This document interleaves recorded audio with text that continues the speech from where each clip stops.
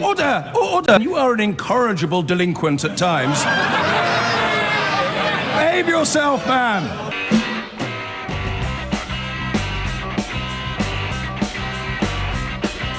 I've been going out with a girl, her name is Julie, but last night she said to me when we were watching telly. We're talking about the right across Europe. The number is 0345 6060 973.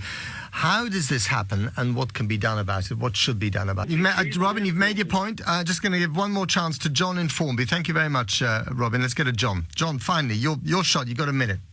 Right, okay. I would like to say that a lot of the trouble has come because of Blair's policy of rubbing people's noses in diversity.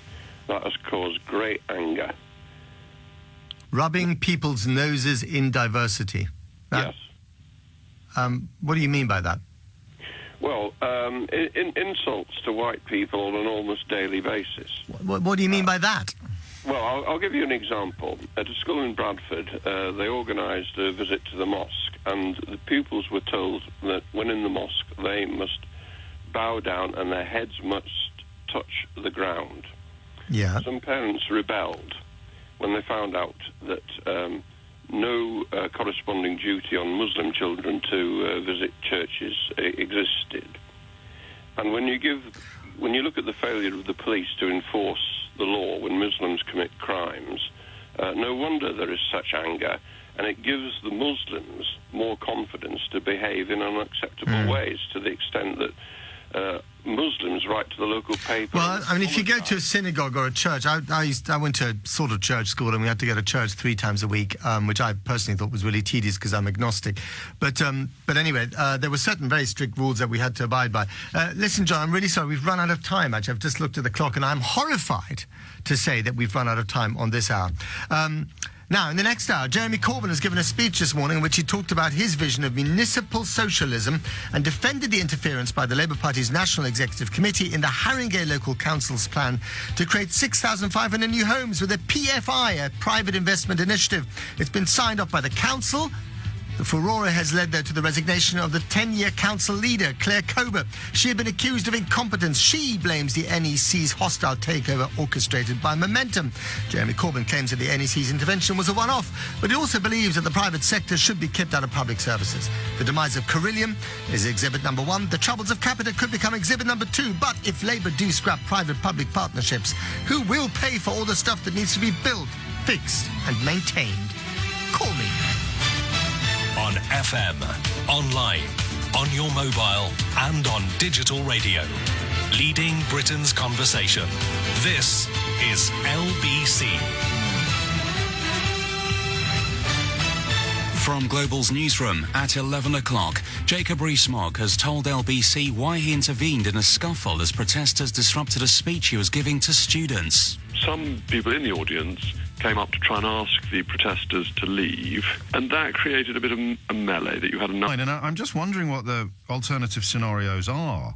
If we leave the customs union and understand the Good Friday Agreement, either... Well, yeah, what do you think is going to happen? 0345 6060 973. Because if you put any form of border in place between Northern Ireland and the Republic of Ireland, then you're breaching the Good Friday Agreement. I don't know what the penalties are for. I don't know how is the Good Friday Agreement enforced. So you can't do that. So what's she going to sacrifice? Northern Ireland's role within the United Kingdom, in anything that remotely resembles its current form, or the Good Friday Agreement, which would mean building a wall through the middle of Ireland, and even if it's an electronic wall or you see what I mean. And that would mean that the people currently trading... We've spoken to people whose houses are on both sides of the border. We've spoken to people that cross the Irish border when they go from their kitchen to their downstairs carsey. How? If you're going to put that border back in place... And yet, one day I'd open up the phone lines and ask you to tell me, instead of sort of wiping spittle off your screens and tweeting furiously, just give me a call and tell me why you don't mind. That's going to be the next thing you're going to have to work out. I don't mind that we're breaking the Good Friday Agreement. I don't mind that Northern Ireland is probably going to be moving at breakneck pace towards reunification. And of course, if they do bring in the border, which the DUP would be quite comfortable with, the DUP currently propping up this government, you have to bring in the slightly uncomfortable reminder that the Northern Ireland voted to remain in the European Union, just like Scotland did. So you're going to have to do what? Tell these two territories, these two devolved and sovereign territories, that they have to do what they don't want to do. Taking back control by ordering Northern Ireland and Scotland to operate in ways that they don't want to operate on democratically. Do you see? Maybe that's why people don't talk about it anymore, because every time you do, the emperor just gets more and more naked. I appreciate that's an oxymoron. David is in Ashford. David, what do you think? Morning, James. Thanks Hello, for taking my call. You're very welcome. I guess I was just trying to consider this from a slightly different perspective, and I'm not sure that the consequences of leaving the customs union are necessarily what you're suggesting or some of your callers suggest. If you think there's the Good Friday Agreement and the customs union, they both have a set of requirements. Now, if I took you into a mathematical time, you presumably remember Venn diagrams and so on, and you have some things that are subsets of another and some things that are intersections. Well, the Good Friday Agreement has a set of requirements, but it doesn't have the customs union as being a member of it as one of its requirements, as far as I'm aware. So you could still have all the requirements of the Good Friday Agreement, which would not require you to have the customs union. But Ireland is in the customs union, and the Good Friday Agreement's most central requirement is that all regulatory frameworks are mirrored on the other side of the border. And you could still do that, and therefore comply with the... so you'd be in the so you'd be doing everything that you do as a member of the customs union, but you'd be able to say that you're not in the customs union anymore. No, you wouldn't necessarily be doing everything, because... Well, then you've broken the Good Friday Agreement. Well, then you're suggesting that the customs union is a subset of the requirement. No, I don't think this Venn diagram business is helpful. Here's how it works, right? The Good Friday Agreement has a central requirement that there is regulatory alignment on both sides of the border. Right. So any terms of trade, any rules and regulations that you have to obey to sell into that market, anything that could be loosely described as an economic policy. I'm not sure about VAT. That seems to me to be quite an interesting anomaly, but I check that off. VAT has different rates in different countries. All over the European Union, but under the rest of the European Union doesn't have a Good Friday Agreement. So I would suspect that you probably need to have the same rates of VAT on both sides of the Irish border as well. But as I say, I don't know that, and it's a bit of a red herring. So the central premise of the Good Friday Agreement is that the two markets are identical, and one of them is staying in the customs union. So how can the other one not be identical? Because you can still respect from the UK side the requirements. But it has to be enshrined in law. That's a requirement of the Good Friday Agreement. But you can still respect the requirements. No. It has to be enshrined in law. It's not a question of optionally respecting things. It has to be the same laws. But the argument that follows, if you respect the Good Friday Agreement, then the UK is therefore committing to comply with a vast proportion of the requirements of the EU. There you go. But not necessarily exactly. all of them. But not necessarily everything that's in the customs union. Well, what, for example, what? Well, I'm not an expert on all the detail. Well, don't do this. Please don't do this, because now I end up saying to you, you need to. No, please, David, if you can't explain with a single example the principle, and to be fair, if you're going to start talking about Venn diagrams, I think I'm allowed to ask you to suggest something where we could break our Good Friday Agreement commitment to regulatory alignment. So I'm not suggesting we break the Good Friday Agreement. You are, David. We have to comply with each and every item in the customs union. And so what sort of items are you thinking that we won't comply with? And you say, I don't know. So what do you think you're actually saying out loud? What I'm saying is that the Good Friday Agreement does not require the customs union to be in place. Right. It requires... I'll say it again, right? So you've got a mass of land which is divided in two. There is a law in place that says both sides of that divide have to operate in exactly the same trade scenario. They have to obey exactly the same rules. They have to obey exactly the same regulatory frameworks. They have to obey exactly the same laws regarding taxation and workers' rights and whatever it may be, okay? Mm-hmm. Both sides of that divide have to, by law, be identical. One of them is in the customs union. Yeah. The other one has to be identical to the one that's in the customs union. Okay. Do you see it now? But that doesn't mean you have to be in the customs union to adopt the same requirements. So I now say to you for the fourth time, what are the trading arrangements that you think aren't covered by the customs union that we could somehow opt out of while still respecting the legislative requirements of the Good Friday Agreement? And I have to say that as I haven't read the full detail of the customs union, I can't be drawn on that. But you're more of an expert on the customs union, so you're probably... It's not a question of being an expert on the customs union. It's a question of understanding what regulatory alignment means. And you're saying, well, maybe we could be aligned... with respect, David, you're saying we could be aligned but not aligned. No, I'm saying you could be aligned but not be in the customs union. But you're obeying all the rules of the customs union. You're respecting them, yes, and you'd adopt them all. But the Good Friday Agreement says that has to be enshrined in law. Okay, and so it can be enshrined in UK law. Then that's so we're enshrining in UK law the requirements of customs union membership while calling it something else. That's effectively what I think you'll be finding that is coming out of the announcement from Downing Street. So we're just changing the words because people are so stupid they won't notice that nothing's changed except the words. You could put it that way. I'm sure they'll find there's one odd rule. So now we've moved then, David. We've moved, have we, from the claim that you could somehow have regulatory alignment without having to align in a regulatory fashion, and now we're saying that we're going to carry on as we are, but we're going to tell the people that everything's different. You have the regulatory alignment, but isn't that what everyone was looking for? So I think the question, if you have the Good Friday Agreement and the non-membership of the customs union, is that what's actually been announced from Downing Street must be that we're retaining the majority of things under a different name. Or we're waving goodbye to Northern Ireland. So what you've done with your Venn diagrams, you've concluded that either nothing's going to change, but Downing Street's opinion of the British public is now so low that they think they can tell the British public things have changed by changing the words but not the laws, or Northern Ireland is no longer a de facto part of the United Kingdom. Those, under your own analysis, with your own Venn diagrams, those are your two options. I think it's the... those are your two options. I don't think we'd be saying goodbye to Northern Ireland. So we're going to change nothing then, but pretend that we've changed loads. That's more likely the case. And you voted for that, did you? I did vote Brexit, but I voted to change nothing, but to just change the words a bit. No, it was actually to have the right to create our own laws, etc. It was to do what, mate? Control over borders.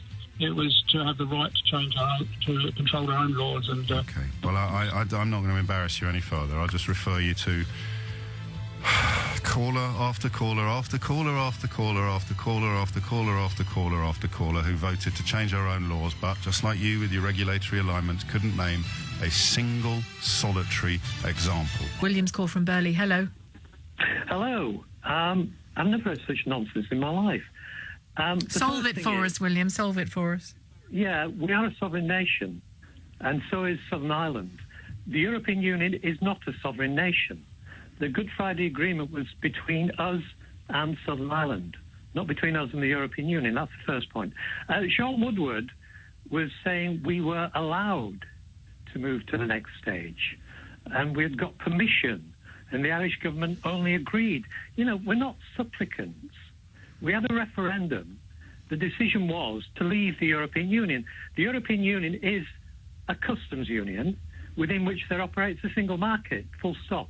So if you're leaving the European Union, you're leaving the customs union and the single market. But do you accept that forgetting all other issues, do you accept that the Northern Irish border is a sensitive, subtle and complicated one when it comes to the negotiations to leave the European Union? Only if you wish to make it so. Well, simplify it for everybody, William, because everyone else on the planet seems to think it's complicated. Well, no, you do, from your perspective, not from mine. No, that's why I'm asking you to clarify it, to solve it for us. I'm trying to tell you. The point is, we're leaving the European Union, but we'd like, as Canada has, a free trade agreement. We are in a better position than Canada because we already have what you're referring to, regulatory alignment. All those 20,000 rules and regulations have been incorporated into our law. So we're starting from that position where we have that equality. If they want a free trade agreement with us, rather than playing games, it's very easy to achieve. But William, I know you're saying you're trying to explain it to me, but you will not address the complexity of the Irish border, and that's the elephant in the room. There's a country in the south called Southern Ireland. That's one of the EU 27 that follows the rules of the European Union. Therefore, when it does business with the north, where there are complexities that don't exist between the Republic and Coventry, when it does business with the north, different sensitivities apply and have to be addressed, William. If you have a free trade agreement, then goods and services can be moved as they are now. The only difference is if the bureaucrats in Brussels wish to make this a point on which to crucify the British people. Well, no, you just, if I was Michel Barnier in this conversation, I would say to you, you want to pretend that the Republic of Ireland isn't really there and isn't really the EU, and it is both. The Republic of Ireland is a sovereign nation. I made that quite clear from the outset. I know you did, and I know it, and I knew it before I spoke to you. But it's always, let me help you now, William, it's also one of the EU 27. Therefore, it is the EU bloc. My paternal grandmother was born in Dublin. I have, connections there. I know what Ireland is. The EU is made up, supposedly, of countries that want to trade. We were told it was for economic purposes. Now suddenly we're going to political grounds, which gives the game away. It's a political construct. They want a supranationalist authority. That's why we chose to leave. We wish to remain an independent nation. All right, well, let's just see. If we follow the William rules on leaving the European Union and Brexit and dealing with the Northern Irish border, we just walk away and see what happens. I think that seems to be his plan. Can these two things exist? Safety over the Northern Irish Agreement, cohesion over the Northern Irish Agreement, and abandonment of the customs union in its totality. Can those two things coexist for a Monday? Hello, Anne. Hello, Sheila. Hello, Anne. Hi, Sheila. Yeah, he was passionate. He was. I just wanted to say, and another P word, but that I won't say. Yeah, I wanted to say that I think it should have a border. Like other countries, the border works between the USA and Canada, and as far as I know, I think I crossed it once myself. It was a hard border. I had to show my passport. It works fine. I don't personally see the issue with it. And yet, the history between between the United States and Canada isn't the same, is it, as the history between the UK and the Republic of Ireland, the North of Ireland and the Republic of Ireland, and neither of the two countries you mentioned are part of a wider economic bloc, such as the EU 27 is when it comes to the south of Ireland. But what is the real issue here? Are we frightened that the IRA start bombing us again? Is that the root of this, I suppose, debate? Or, I mean, as far as I wanted to leave Europe. I honestly believe that we would be better on our own, and when we put our minds to it, we can achieve all kinds of things. And that might all be true, but it doesn't mean that we can turn our backs on the complexities of the Good Friday Agreement. Yeah, I can't comment on that because I don't really know much about it. Well, but, it's pretty vital to the peace that exists at the moment. If it boils down to two different religions, it's absolutely pathetic. Because religion seems to be the root cause of most. To be honest, it's no longer religion, is it, in Northern Ireland? Not anymore. It's a long time since it's been Catholic and Protestant, really. That there's a. Do you know what I mean? It's deeply embedded political ambitions on both sides that massively differ, is what they are. Really, they're not really about Catholic and Protestant at heart anymore. So it's just political. Yeah, it's always been political. Used to blow each other up. Come on, we're all you know, we're all responsible adults. We've all been through this bombing in the 80s. It's just... Yeah, but that's not how terrorism works, and it's not how politics works, is it? That we all say, "Come on, can we all grow up?" I mean, if it was that simple, there'd never be a general election. We'd all just agree to agree, wouldn't we? And thank you for your call, Anne in Selby. Terry in Archway. Hello, Terry. Hi there. Well, you know, to me, as I see it, the tide of troubles in Ireland are as nothing compared to the tsunami of troubles building across Europe. And I think Ireland must seek an accommodation with itself and really face this future. Of course, underpinning this whole thing, we come back to this Rubik's Cube of impossible complexity derived from the four freedoms and the obvious abuses of the free movement of people brought about by Merkel's insanity, which has, in fact, inflicted a purposeful despoiling of the inhabitants of many towns and cities across Europe. And I think we still are in the vanguard of some hope, for Europe in our vote for Brexit. And, you know, the vote was in. Trusting in them more than ourselves has been abandoned. And this must face, you know, the hard wind of this fourth freedom, the freedom of movement. It's always been the question, and there must be a compromise. And believe me, the people who come to this country from wherever will be so much more treasured and so much more supported if we can just slightly duck the issue of, during this outcome, giving us some leeway on the big issue of the day. Which is immigration for you? I think now it's become so politicised and brought into a kind of identity politics status within all conversations. The basic premise is that we are struggling and we do need a slowdown. We really do, and we need also to support the people who are here. But you do. Do you accept, just to bring it back to Northern Ireland, do you accept that we simply cannot ignore or dismantle a really hard-won agreement between North and South on the island of Ireland? Yes. Particularly because, Northern Ireland is part of the UK, Republic of Ireland is part of the EU, and the UK is leaving. You can't ignore that fact. It's I wonder how people would feel if we were talking about Greater Manchester instead of Northern Ireland. You know, we are one big family, but when I watched Gerry Adams' press conference when he was parting, I did see a party that wasn't really facing the future. It wasn't really looking at itself and seeing its place in the big picture, the kind of picture that we all have to look at more and more. We've got to step into the future. And I think that communication, of course, is key, but also we have to be prepared to challenge each other. And you think Brexit is looking at the big picture? It's a very, very simple outcome to a very, very complex question. But correct. Terry, I'm going to leave it there if I may, Terry in Archway. Mike has called from York. Hello, Mike. Oh, afternoon, Sheila. Afternoon. Hello. I'd just like to say that only the British government could make heavy weather of Brexit.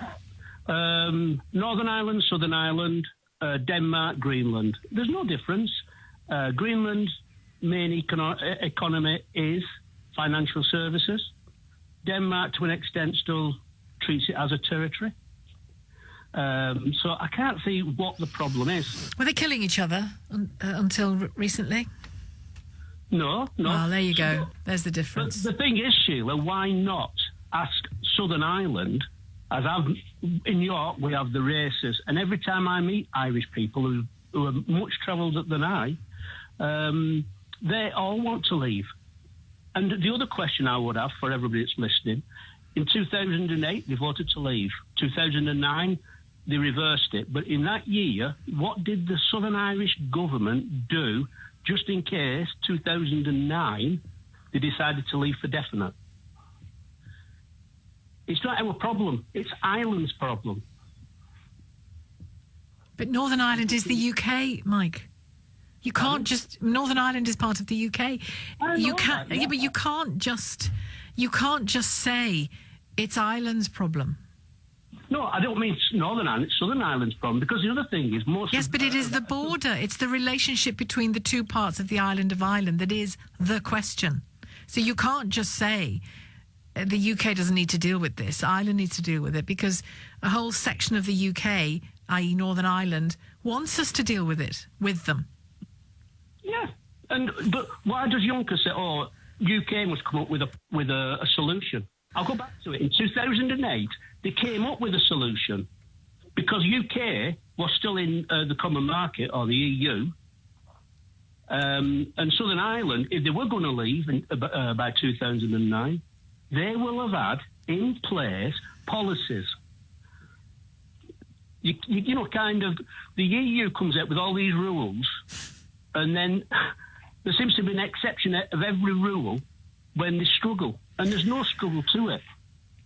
Well, I just think, take time, Mike, take some time, if you have it, to have a glance at the Good Friday Agreement and think about what you've just said. I'm sorry to be a bit schoolmarmy about that, but that's what you brought out in me, I'm afraid. Thank you for your call. Lauren in Whitford, very briefly before we go to the news at 2. Lauren, hello. Hiya. I just wanted to make a comment on what a woman had spoken about earlier, saying about how religion is just ridiculous that the Good Friday Agreement was made. I completely disagree with her. Because it's not just religion, that whole issue. Yeah. I study A-level politics. So, obviously, I'm up to date with what's going on at the moment, and I think some of the comments, like the previous man made, was just ridiculous in thinking that it's about EU law and the supremacy over it. That's how the EU works. It's people who want... point that there was pooled sovereignty and that we weren't going to be a supreme power and have parliamentary sovereignty because we had to answer to the EU. Well, we could have... Well, you still have parliamentary sovereignty. You're just in a cooperative club, I suppose. You know, you're in a club, a group in which you are cooperating as well for mutual benefit. That was the idea of those in favour of the EU. Obviously, those who voted Brexit think it was no longer in our favour. Thank you for your call, Lauren. Lauren calling from Hertfordshire. Ray, is this going to change your worldview? No, not at all. Why is that, Ray? Well, I've seen the picture in the paper, the blue eyes. Now, it doesn't look African. And when you said that we all come from Africa, did we? Yes, Ray. Are you sure? Because the continents were different. Africa didn't exist back in the day, did it? So nor did Britain exist back in the day. It's only names you give to that part of the world. Yes, but the part of the world we now call Africa is the part of the world whence all humanity derives. That's debatable sometimes. Listen, I've seen the picture. Just give me a quick, give me a nod towards where the other side of the debate is, because I've got 100% of science on this side. What's on your side? Well, science has been proved wrong so many times. It's unbelievable, isn't it? Well, give me a favourite example of science being proved wrong. Let's have a quick think now. Egyptians. And on what they did and what it didn't do. And so Isaac, how has science been proved wrong? And you said, just so we're clear, because I don't want you to feel that you've been unfairly treated, you said Egyptians, no, I wouldn't be unfairly treated. Egyptians, what they've done and what they haven't done. Well, that's science being proved wrong. They're being proved now that everything they existed or whatever they had wasn't theirs, wasn't it? It was before them. They took it over from somebody else. How is that science, Ray? It sounds like history to me. Well, that science proves different things. You know, science would say this happened here, that happened there, and the Egyptians say, no, it's ours, but it's getting proven different all the time. Science says different things. This happened here, this happened there, but science says, oh, it's ours, it's a different thing. No, the Egyptians would turn around and say, we did this, we didn't. It's been proven many times that they didn't. Right. Like they did, in the large pyramid, they found another chamber. But how is that science? Well, you need science and things to do with science to prove these things. But what was the science that got disproved? I was reading about it the other afternoon. You have to excuse me because I've been having chemotherapy. My short-term memory is absolutely shot. Okay. It was about. They found a grand chamber, another chamber up in the pyramids, and the scientific team that were doing it put 3 tests up under the pyramids and discovered this room. But the Egyptians were saying no, it doesn't exist, but they proved it right. Okay. They proved it this I didn't. If you've been a bit poorly, then I shall leave it there, right? And wish you a speedy recovery. No, I don't. Fine. Okay. You're fine. But what I'm on about with this picture today, I agree that we're probably all one colour at one time, and racism is a more modern thing than it has been in the past. Say the last 400 years, I think racism might have been around, but I don't think back in the day. Mate, don't think the colour of it go is back to your really- beloved Egypt and count the slaves. 12:31 is the time. Ray, I do wish you a speedy recovery, my friend. I truly do. I suppose the question that we should have been asking, although I've enjoyed the answers that we've got to whatever question it is we did ask, would be, given that this is so obviously self-evident, all of us come from the same roots, humanly speaking. Therefore, it shouldn't be that massive a shock to discover that the first known early human resident of these islands actually had black skin. Why are we all still so racist? Would have been the question perhaps to ask. Paul is in Worcester Park, not Worcester. Well, I didn't need to say that. I don't know why I did. Paul, what would you like to say? Yeah, hi James. Hello, mate. I often hear you quite correctly say That's the that, thing about radios. Yeah, I often hear you quite saying that the colour of skin doesn't matter and is irrelevant. Okay, which I agree. To the value of a human being. So where's the story? Well, where is the story that you've decided to run? Well, it's a question based upon the existence of people who think that the colour of skin does matter, and asking essentially how on earth they can continue thinking that when they've been shown scientifically that it clearly doesn't. I apologise. I thought that was really obvious. No, it's not. It's not. It may be obvious to you, but I'm not sure if it is obvious. I still don't see how you can justify where the story is. Here's the thing: not everybody agrees with me that skin colour is irrelevant. You're aware of that, right? But how does it change it? You mentioning this? Because if we accept the existence of people that think your skin colour is an indicator of your value as a human being, you're familiar with things like racism and apartheid and discrimination. So those people who think that skin colour really does matter, when you present them with scientific evidence that it really, really doesn't, the question I would like people to answer is, how does that affect your worldview? But people aren't really keen to ring me up and say, I'm a massive racist, and this is how it affects my worldview. No, but often those people say those things because they think there is a difference. True? Between the races. Well, they think there might be a difference of what's going on under the skin that is somehow indicated by the colour of the skin. But this story renders that. Hang on. Well, when we say going under, that's a strange term. These people say there's a difference. Now, these archaeologists, all they've dug up. Are you tired or something? Am I taxing you a bit here? I don't know that I'm tired. I've answered your question. All right, try and follow it. I've answered your question, Paul. Hang on, they've dug up skin and bone. No, they haven't dug up any skin, Paul. It was 11,000 years old.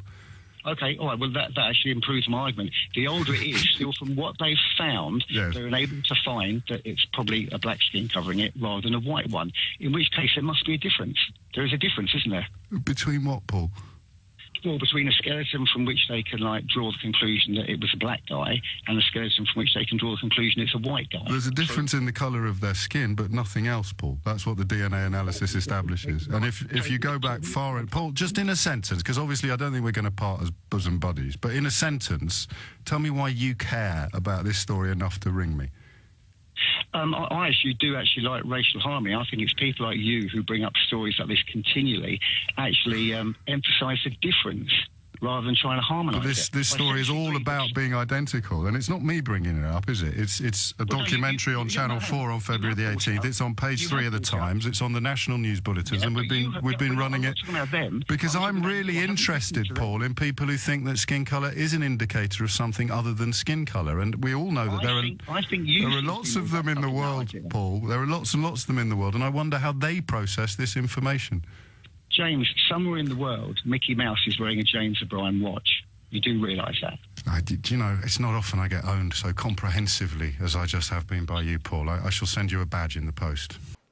What is the British government's position? Are we prepared to negotiate Britain on sanctions and punishments if we're deemed to have broken a transitional period? Well, Andrew, I mean, this is a draft document. It's obviously going to be a negotiation about what the rules of the implementation period will be. What I would say is that Brussels have previously been quite clear that they don't want to punish Britain. And actually, very much in terms of the trade flows, you've got to remember it's very much in the EU's interest to keep trade flowing between the UK and the European Union. I know that. But the talk is that if they deem us to have broken any aspect of the transitional agreement, Brussels would have the power to ground British flights, to suspend access to the single market, and even impose tariffs on British goods. Well, are we prepared to negotiate on that basis? Well, look, that'll be in terms of like the the details of how the implementation period work is a subject to the negotiation. But on those specific points, you've got to remember that it's also in the European Union's interest to keep trade flowing and to keep flights between the EU and the UK. So why would they want to Because they're saying flights? that if we agree to a transitional period, but they then deem that we've broken aspects of that, they want the power to have sanctions against us. Yep. And these sanctions could include grounding flights in Britain or tariffs against certain manufacturers that have deemed to have broken the transitional arrangements. Now, I ask again, is the British government prepared to negotiate on that basis? Look, we're going to sort out, there's going to be a negotiation of how the implementation period works. What I'm saying to you, it would be illogical for the European Union to want to ground flight between the EU and the UK. I'm working It's on the in the basis. document. I've got the document here. This is it. They want to suspend certain benefits deriving from the UK's position in the internal market, where it considers referring to the market to the court wouldn't happen more quickly in time. It needs a mechanism for them to be able to respond. Let me try a third time. Are we prepared to negotiate on sanctions if we are deemed to have broken a transitional agreement? This is a draft document. I'll be clear again that it would not be in the EU's interest to take some of these. It's the negotiating document, Minister. That is the EU's position. So I will try and break my rule, because I normally only go 3 times, but I'll try for a 4th time. What is the British government's negotiating position? Is it prepared to negotiate on this basis? We will come to an agreement on the terms of the implementation period. That is what we will negotiate. We will not do anything that breaks the terms of the Will you implementation accept period. sanctions from the Commission if we are deemed to have broken the deal? That is going to be a matter for the negotiation, Andrew. Oh, of the really? No, I never implementation worked that out. I know what the EU's position is. I'm trying to get the British government's position. Mind you, trying on any issue is pretty much a lost cause these days. So let me try again. What is our negotiating position? Are we prepared to negotiate any kind of sanctions or not? Look, we'll have to see how we're going to enter this negotiation. What I'm saying to you is that a lot of what is published there is illogical. Why would the EU want to ground flights where presumably half of the passengers are coming from the European? So you'll be against it? What I'm saying is that let's look at what we actually So you're not against for the implementation period. Are you against it or are you not against it? Look, I'm saying let's wait for that negotiation. It's not for me today to preempt a negotiation that hasn't No, even but it started. is you as a member of the British government to tell this country what our negotiating position is as a country, and you are incapable of doing Look, that. the negotiation hasn't started yet, Andrew. It is. The EU has published its side. I'm asking a simple question on behalf of the British voter. What is our side? It is a draft EU document, that's what You've I'm said that 4 times. It's the negotiating document. It's the position paper on transitional arrangements in the withdrawal agreement. This is the document. But negotiations, Andrew, we're going to negotiate about what the terms of the implementation. It is, am I right, the government's position that during the transition we stay in the customs union? Well, that is also going to be. We haven't yet negotiated the transition period. No, but what's your position? Our position is that we'll be leaving the customs union in the end state. Right, I'm not asking about that, man. I'm sorry to interrupt you, but you simply won't address any of the questions I'm asking you. I know that it is the government's position that we leave the customs union. Indeed, we'll even leave a customs union after the transition. My question was quite clear, because my understanding was this was your government policy, that we would stay in the customs union during the transition period. What we want, Andrew, is to be only one change throughout all of this, that businesses only have to prepare for one change in terms of their current trading relations with the European Union. So are we in or out of the customs union during the transition period? Labour says it would stay in. What would you do? Well, look, that'll be a matter for the negotiation, but we want the terms of trade. No, I'm sorry. It's not a matter for the negotiation. I'm asking what your position will be going into the negotiation. Yes. Will it be your position that you will accept membership of the customs union during the transition? OK, Andrew, that is a matter for the negotiation. I'm not going to tell you today what our starting position will be. Why? Before a negotiation that hasn't actually even started. Why not? You're negotiating on behalf of the British people. We have a right to know. The negotiation hasn't started yet. What I'm telling you is what the position is, and has been laid clear over the last year, that we are leaving the single market and are leaving No, we know that afterwards. But are you telling me this morning, even at this stage, that I mean, I must confess I'm mistaken. because I thought it was government policy to stay in the customs union and the single market, like Labour, during the transition period. You're telling me this morning that that position has not yet been determined. I'm telling you we want to preserve the same terms of trade during the implementation period as is currently in place today. In the end so you state, will stay in the customs. Leaving the customs. I'm not asking about the end state for the moment, Minister. I'm asking about the transition period. Are you telling me that we will be in the customs union for the transition period, or are you not? I am telling you, Andrew, that is a matter for a negotiation that hasn't yet started, yeah? No. It's a matter for us to find out what the government's position is going into the negotiations. Okay. And at this late stage, you cannot even tell me that. It's a negotiation that hasn't yet started. Well, it can't start till you make up your mind what you want. Well, no, it will start. Well, what's the point of negotiating if you can't make up your mind? No, that's not the case at all. It is the government's position in terms of the long-term position is clear. We want the implementation period to be on the same terms of trade as today. Yeah? So is that a convoluted way of saying that you will stay in the customs union during the transition period? No, it is a way of saying keeping the same terms of trade as today. Yeah? Well, that's the customs union. That's what we have. That is what your inference is, but we're I'm going sorry, into that negotiation. My inference. We're in the customs union. We're going into that negotiation, Andrew. Do you know what you're talking about? Do you have any idea what you're talking about? I'm the Trade Minister, yes. That's what worries me. Oh, right, okay. This is your field, and you cannot give a simple answer to a simple question. Because it's a process that hasn't started yet. Okay. So let's just see what Labour did in those votes. Even by our standards, that was remarkably unproductive. A few cinemas in Piccadilly have pulled a film made by a Christian group, which they say is to offer support and help for homosexual people or people with unwanted homosexual feelings, is how they put it. Views say once they found out the nature of the film, they couldn't support it. Graham has called from Clapham and Christopher in Victoria. You have very different views about this, gentlemen. Are you happy to speak to each other? Of course. You too, Christopher, happy to speak with Graham? Absolutely. OK, right. Well, let's start with Graham. Fire away, Graham. Good afternoon to you, Sheila. Thank you for taking my call. So my view on this, your initial question at the top of the hour was where you right in putting this film. I obviously listened to Pete, your first caller, and his points. And, firstly, I have the most utmost respect for people of his generation and the horrible experience they had at that time and having these horrible homophobic views forced upon them. I do think it's important that the View cinema pulled this film. I don't think we should ever give people a platform to spout hatred in whatever guise they want to dress that up in. You made the point about the organisation saying it's not about gay queer therapy, it's about supporting people who have unwanted gay feelings.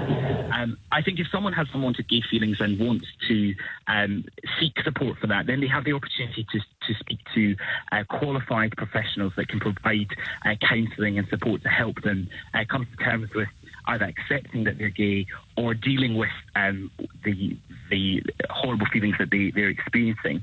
I think for an organisation with a backdrop of their religious views that homosexuality is a sin, should not be allowed to express any sort of message that gay queer therapy is something that should be available to people. We're trying to get Christopher on a better line now, Graham, so I'll continue with you for the moment, if I may. Sure. So you think that their explanation is just rewording what is essentially discrimination and bigotry? Yes, absolutely. And for them to say, oh, it's not about gay queer therapy, it's about supporting people. Well, if you're wanting to support people, then you have to accept people for who they are. And I struggle to accept that an organisation or people that believe homosexuality is a sin can offer genuine support to people. I think if somebody wants support, as a gay man myself, I think I speak for the majority of gay people. When you start to come to terms with your own homosexuality, we all have that fear of thinking, I want to be normal, inverted commas, and want to be like other people. And I think you get past that. And I've never been gay. I've never thought, I don't want to be gay, having accepted that I am gay, if that makes sense. But I was very lucky to have a very loving and supportive family and great friends that were able to help me through the kind of dark days, if you like. But I think for people who desperately are trying to find some sort of way out of being gay, I just think, like you said to the caller that was talking about paedophilia, you have to accept that you are gay. If you are gay, you're gay. No matter how much you think that people will be able to help you, if you're gay, you're gay. It's a natural thing, and nobody will change that.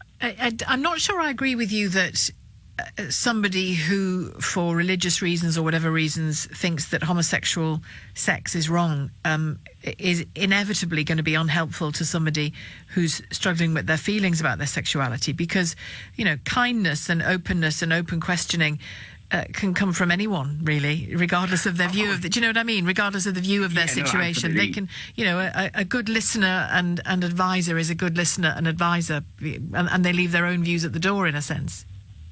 Sure, yes, sorry. Okay, to clarify, I think what I mean is for somebody who holds the view that homosexuality is a sin and that gay queer therapy is something that can be undertaken and can be successful, I think that person, first of all, in my own opinion, is deluded. But I don't think if they hold those views that they will be balanced enough to provide effective support to someone who...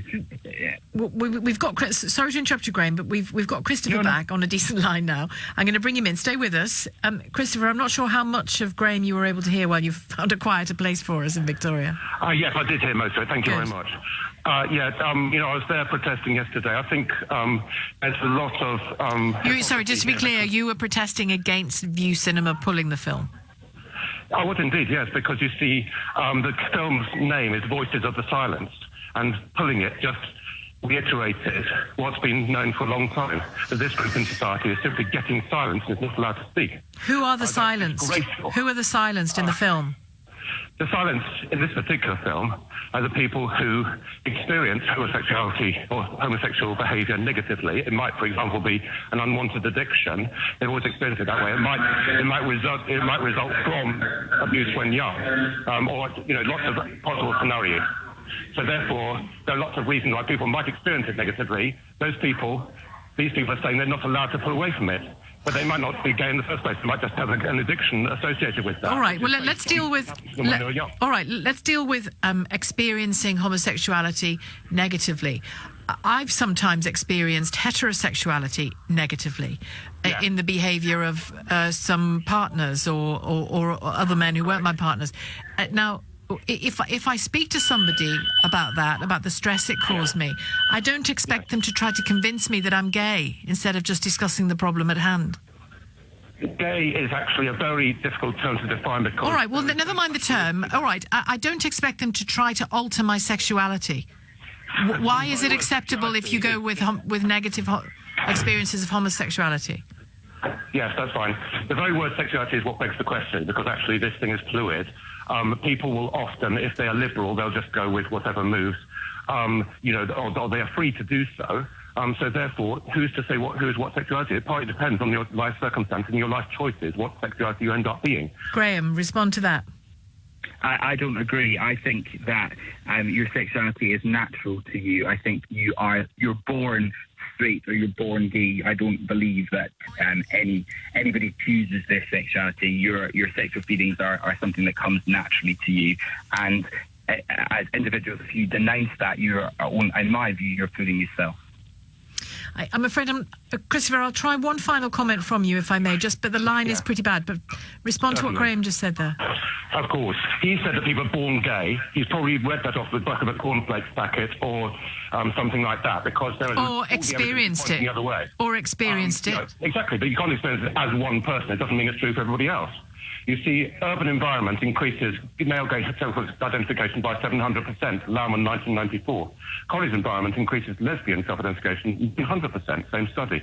Molestation when young is agreed by many studies to increase such self-identification by 500%. So it's contagious, is your theory, Christopher? Right. I'm going to leave that conversation there with Christopher and with Graham. I would have spent longer with Christopher, but the line was going in and out, and there was obviously noisy trains there as well. But thank you very much, Christopher. Thank you to Graham as well. But I'm asking you the big question. Are you worried that Western democracies are being influenced by overseas interests? And if you think, yeah, like me, if you're really worried about this influence and the fact that it's not really been spoken about very much, then call me on 0345 6060 973. Maybe you think it's irrelevant. It makes no difference. We're big enough and ugly enough to make up our own minds, in which case text to 84850. Or maybe you think it doesn't matter what we do. Foreign governments and big foreign billionaires will always try to shape events in their interests, in which case you can tweet using the hashtag Farage and LBC at LBC. And of course, you can watch me on Facebook. I'm here in the London studios, and you can comment there too. Linda is calling from Manchester. Good evening, Linda. Hi, Nigel. What about the Legatum Institute? That takes a really hard Brexit stance. Yes. And their offices are based in the Cayman Islands. Their chief executive, I think, is Christopher Chandler, is a New Zealander. Yes. He actually applied to Malta for Maltese citizenship so he can gain EU access. So, I mean, what's that about? I mean, it works both ways. Yeah, you're quite right. Christopher Chandler is a New Zealand billionaire. He's made his fortune through trading opportunities and disruption in financial markets. And yeah, he does have the Legatum Institute. It's well funded. It's in London. It's got some very professional people working for it. It's campaigning for free trade deals for the United Kingdom outside the European Union. Linda, you are quite right. The Legatum Institute exists. The point I'm making, Linda, is that is all very out there and very public. And in terms of the size of money involved, it is actually pretty small. The point I'm making is that when I spoke in November in the European Parliament about Open Society, George Soros's institution, which funds a whole network of institutions, it seemed to that point nobody had even discussed it. And maybe, Linda, you would agree with me that a political campaigning organisation that had already received over $20 billion was something worth discussing. Well, personally, I think anything that can keep us in the European Union, to me, is worth pursuing. Okay. And, it's just my stance. I think we're better off in Europe. I see. So we're friends with Europe. So the rules don't matter? So the rules don't matter? Well, I'm not saying the rules don't matter. I'm just saying, I mean, that goes on both sides. I mean, as I say, you've got Dyson, who's really hard, Brexiter, and he makes all his products in Malaysia.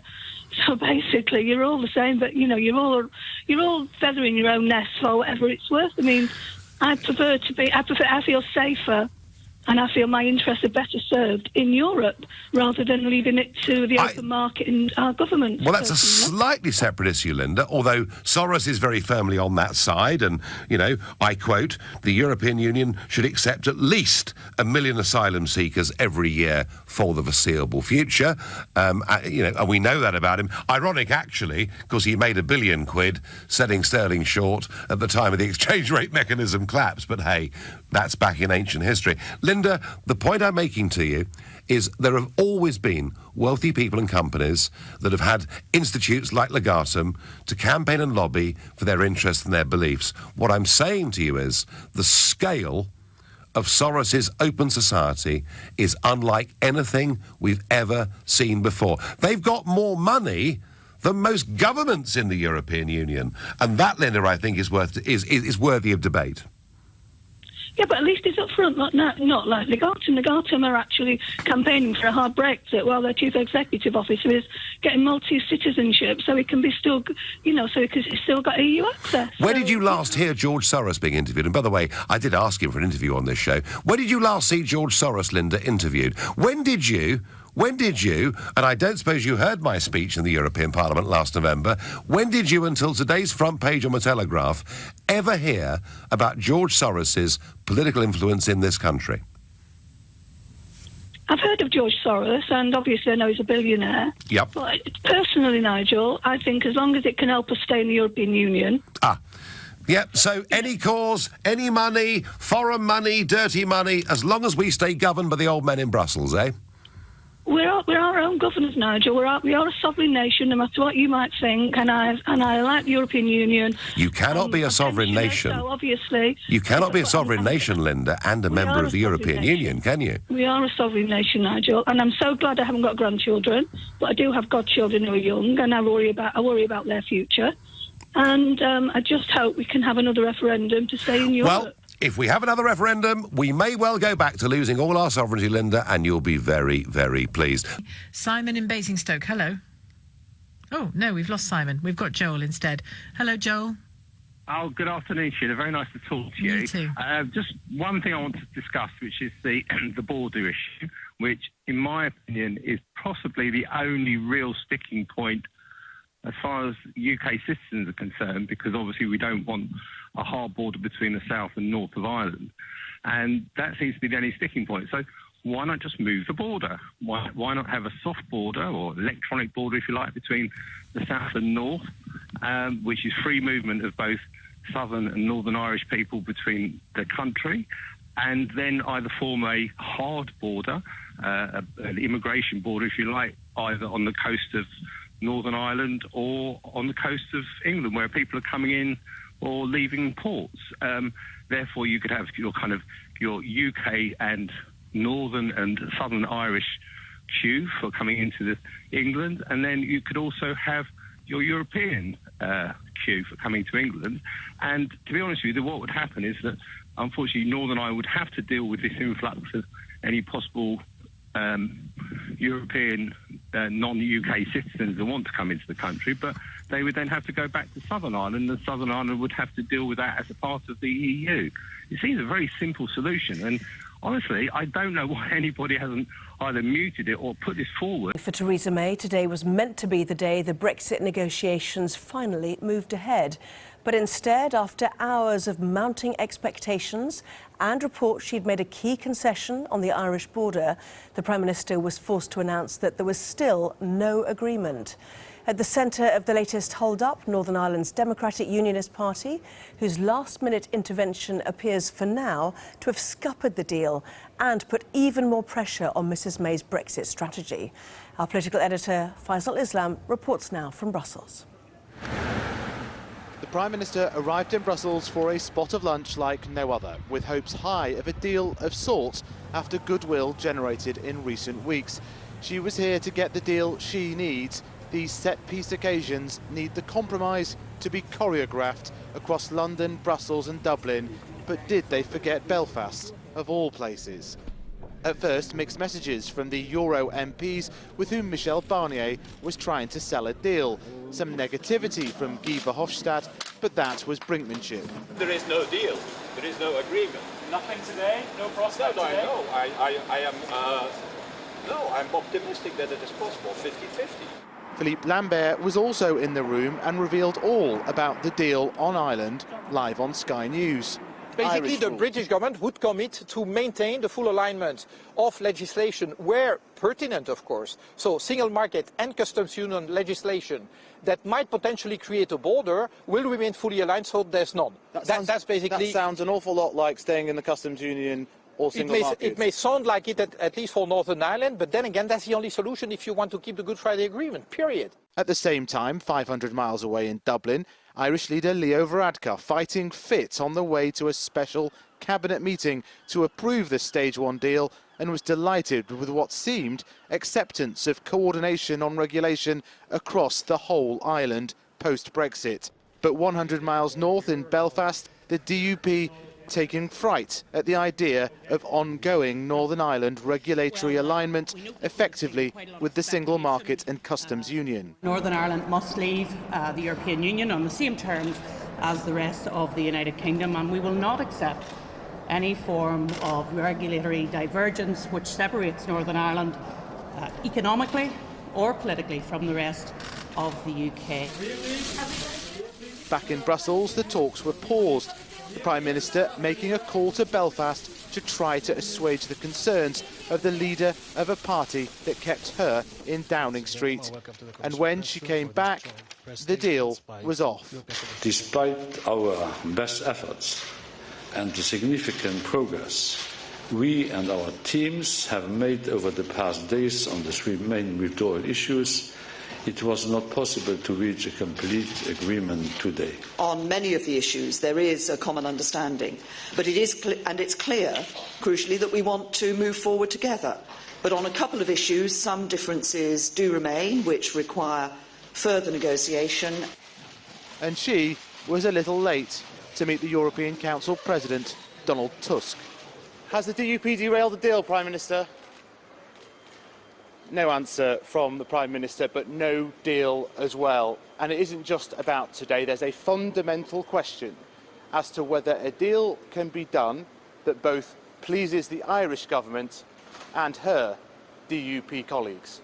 As she entered, the Prime Minister walked straight past the waiting German Finance Minister, Peter Altmaier, close confidant of Chancellor Merkel, he sounding rather unimpressed. This is a very difficult issue, and we have a number of open points still on the agenda. They have to be clarified, but this will happen in confidential and in intensive talks. Is there a no or not yet, Prime Minister? One thing is clear, this was never going to be easy. All sides confident that a solution can be found, but they said that this morning too. Faisal Islam, Sky News in Brussels. Well, the Irish government began the day in positive mood, suggesting that the deal was done and that the Irish border would look very much like it does today post-Brexit. But by this evening, there was frustration in Dublin that the seemingly intractable problem of the Irish border was still unresolved. From Dublin, Darren McCaffrey reports.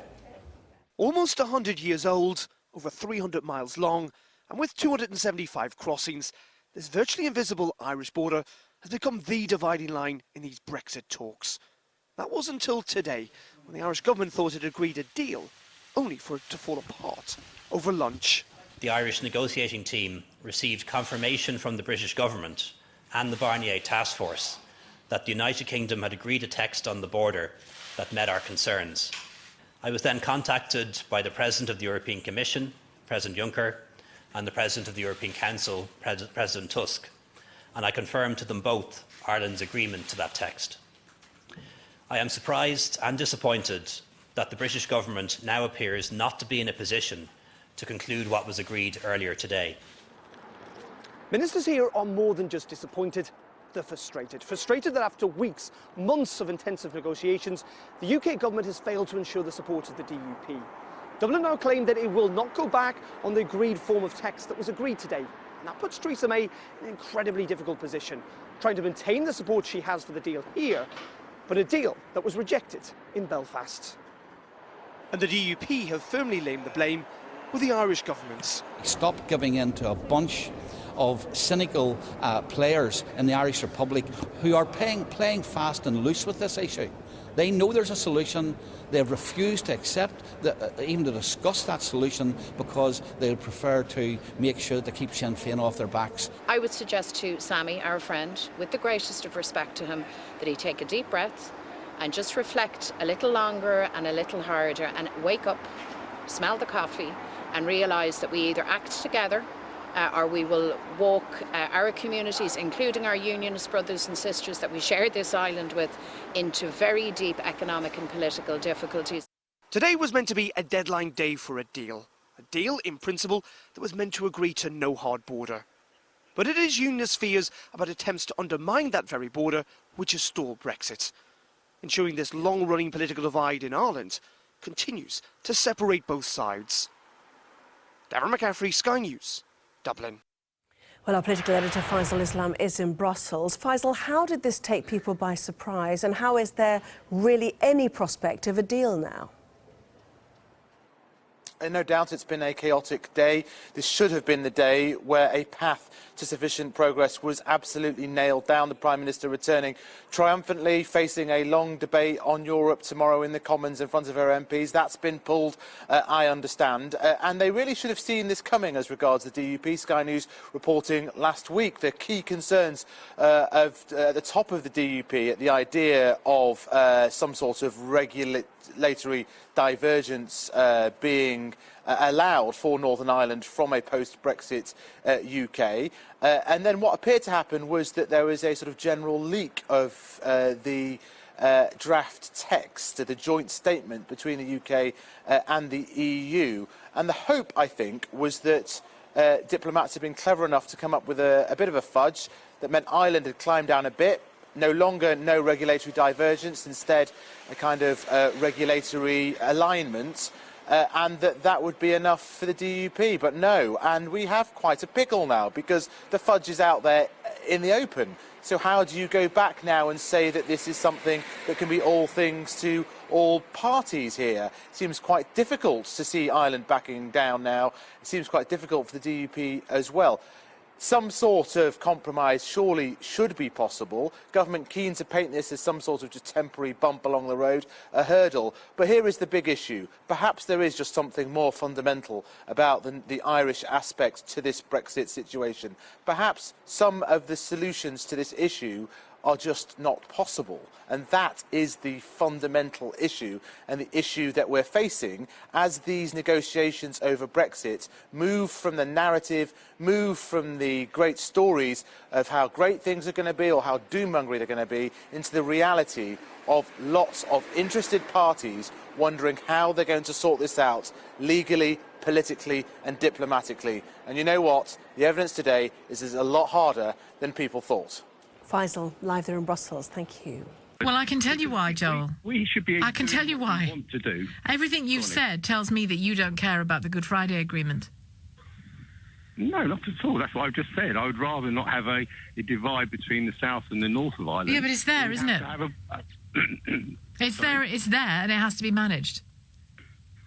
Why does it have to be splitting between the south and the north? I mean, we can make our own rules up. Why don't we just say that we'll hold the border at either the coast of Ireland or the coast of Scotland, the coast of England, and have the border there? It doesn't restrict Northern Ireland or Southern Ireland people from movement. Oh, I don't know. I think you maybe need to revisit your British-Irish history, Joel. I'm not sure that idea would work. Thank you for your call all the same. Let's talk to Ian in Huntingdon about the statements from Michel Barnier this lunchtime. Hello, Ian. Hello, Sheila. I'd like to make a couple of points, if you'll indulge me. On the EU, it strikes me that every single thing that they utter publicly is some form of threat, either veiled or otherwise. And that gives me, I mean, I've never seen that in any negotiation where the only communication is about threatening the other party. It's bizarre, and it gives me the Well, including our side? No, from the EU. Well, we have on citizens, haven't we? And on security. Remember those statements on security and on citizens? Oh, sure. I mean, we've done our fair share of. No, but the point about needling. The point about citizens was that actually, if you remember right at the beginning, the first thing that happened was that our government offered an immediate bilateral agreement on citizens' rights, which was turned down by the EU, and then we get into this situation. The EU, I'm feeling more and more, simply doesn't want this to work. The EU would like us to fail, because it's the only way they're going to keep the rest of the EU. Which brings me nicely on to James in Shoreditch. Thank you, Ian, because that's what you want to talk about. Hello, Sheila. Hi. Hello. I don't know why Ireland just don't come out with us. For me, I think once we go, I think that'll be the end of the EU. I think the whole thing will fall. I think it'll have the domino effect. I mean, Ireland originally voted against the Lisbon Treaty. They were made to have another vote on that, and miraculously it was overturned, and they were in it. For me, I've got a family in Ireland. I think that they'll come out with us, personally. I think that they should do. Wasn't the problem, as I recall from that Lisbon Treaty and Ireland scenario, Ireland was concerned, Ireland didn't want to ratify on a number of fronts. Taxation, abortion as it was then, looks likely to change soon, and military neutrality was an issue as well. So it wasn't as simple as forcing the hand of the Irish people, was it? It's presented as that all the time, but it wasn't quite that simple. Possibly, but I know that they originally didn't vote to go in. I know maybe things would be changed. I'm not too sure. My family know more about it. They say that things weren't changed. We would come out with you. I spoke to my cousin the other day, and he said, "Well, if a referendum come out, we would go with you." I personally think that they will. I think this is the start for me of the beginning and the end of the EU. I think the whole thing will fall like it will have a domino effect, and. Yeah, it'll be the end of it, I think. I think France will be next, and that'll be it. You want that to be the case, don't you, James? My loyalty's low with the British working class. I'm just British working class, and I just feel that basically the EU just has got total contempt for the working class of this country. I I feel that the ECJA, it does, if you look carefully, the European the Court of ECJ, Justice. it does penetrate well within our national law. People say it doesn't, but it does, because the way it is structured, the laws are just really mutual obligations, which means the top judges can just interpret any scenario they like and come out with any scenario they want. All right, James, thank you. David in Stoke, hello. Hello, how are you? I'm fine, thank you. You are a bish bash bosh man. Let's just leave. Yeah, I just think that, well, it's a win-win for me. I think we should leave under WTO rules. Now, if that works out, fine. But if it doesn't, I think this country needs to re-evolve, because we've all gone a bit soft. And if we have to tighten our belts a bit and struggle a bit, yeah, so be it. And then the youth of today will certainly learn about what work is and have to get out there and earn a bit of money and do whatever to make ends meet. And the comments from Barnier today, how do you hear them? Well, it's just been threats all the way. You know, I'm a pretty easygoing guy, but you know, any club I leave within the country I live in, you know, they don't make threats and that. You know, when you leave, you're allowed to leave without any threats. But I just think this. Yeah, but but if you said, actually, can I carry on using the swimming pool for 2 years? There might be some conditions laid down about that. Yeah. Well, yeah, but I think the government's been very generous to what they're offering from what I've been reading, you know, to EU citizens and that, more than generous. But just get back to me, yeah, I think the country's rotten to the core. So if we do have to struggle under WTO rules, I think it'll be good for the country. As I say, we'll re-evolve. I think people have got far too greedy, and I think I've heard James say many a time, you know, people didn't vote to be worse off. You know, I actually did. I thought, well, if we end up worse off, we end up worse off. But it's better than giving money to Brussels, which, you know, to my mind, is just a bent organisation. That, you know, it's one big gravy train, and the people that these politicians who are you know, shouting its cause, they just want a seat on that gravy train. They're probably already on it already. All right, David. Thank you, David in Stoke. I know he's a moron.